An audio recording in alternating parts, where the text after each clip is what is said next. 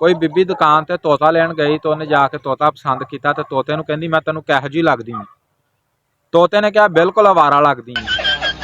तोते के मालक वाल बुढ़ी ने वेख्या तो बड़ा मालक नूं गुस्सा आया। मालक ने तोता फड़ के तो उन्हें 5-7 गोते पानी के दे। गोते देने तो बाद उन्हें पिंजरे ताड़िया ते नाल कहंदा बीबी जी हुण दोबारा सवाल पुछो इनू, हुण बिल्कुल सही जवाब दूगा।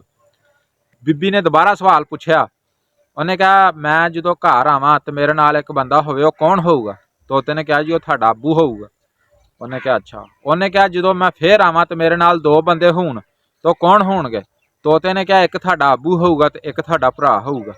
उन्हें कहा अच्छा। उन्हें कहा जो मैं फिर आवां तो मेरे नाल 3 बंदे होण तो फिर कौन होणगे? उन्हें कहा एक तुहाडा अब्बू, एक तुहाडा भरा ते एक तुहाडा बंदा होऊगा।